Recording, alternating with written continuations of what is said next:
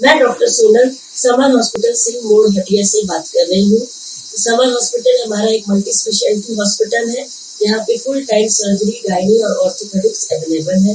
यहाँ पे inbuilt pathology है।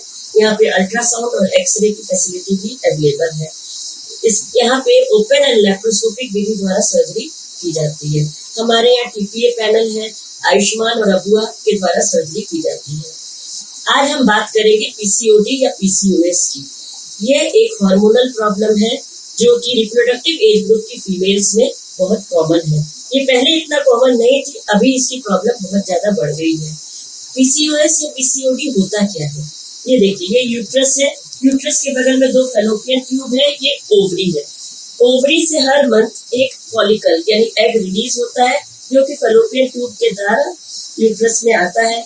अगर संपर्क बनाने पे अगर प्रेगनेंसी रुक जाए तो यूट्रस में या बच्चेदानी में गर्भधारण हो जाता है। अगर गर्भधारण नहीं होता तो ये जो एंडोमेट्रियम हर मंथ तैयार होती है बच्चे को रिसीव करने के लिए, वो शेड हो जाती है मेंस के द्वारा। तो इस पीसीओडी बीमारी में क्या होता है कि ये जो अंडे बनते हैं वो प्रॉपर ढंग से रिलीज नहीं हो पाते, जिसकी वजह से पीरियड्स की अनियमितता हो जाती है। पीरियड्स हमारे रेगुलर नहीं होते और उसमें फ्लो भी बहुत कम हो जाता है। पीरियड्स में फ्लो बहुत कम होता है और कभी कभी पीरियड्स एकदम बहुत समय तक बंद हो जाते हैं, जिसको एमेनोरिया कहते हैं। इसके अलावा और भी सिम्टम्स होते हैं, जैसे शरीर पे या चेहरे पे अनचाहे बाल आना, पिंपल्स आना, मोटापा आना। ये बहुत से सिम्टम्स पीसीओएस, तभी इसको एक पीसीओएस यानी एक सिंड्रोम बोलते हैं, पॉलीसिस्टिक ओवेरियन सिंड्रोम। इसकी डायग्नोसिस हम लोग कैसे करेंगे? सबसे पहले इसकी डायग्नोसिस तो सिम्टम्स से हुई। इसके अलावा हम अल्ट्रासाउंड के द्वारा भी पीसीओएस को डायग्नोस कर सकते हैं, जिसमें मल्टीपल सिस्ट या मल्टीपल फॉलिकल नजर आते हैं और ओवरी का साइज बढ़ जाता है।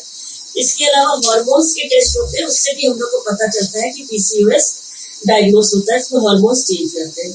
तो मेरा ये कहना है यंग एज की लड़कियों को कि अगर आपको पीरियड्स में प्रॉब्लम हो रही है तो अपने गायनिक से तुरंत कंसल्ट करें, और हो सकता है ये पीसीओएस हो, और ये हार्मोनल थेरेपी से पूरी तरह से क्यूरेबल है।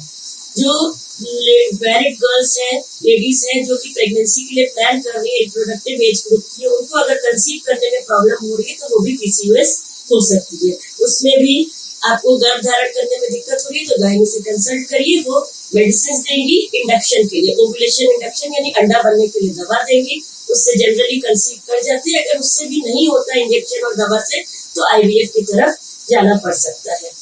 तो ये जो पीसीओएस है, इसमें सबसे पहले हम लोग को मेडिसिन के अलावा वेट रिडक्शन बहुत जरूरी है।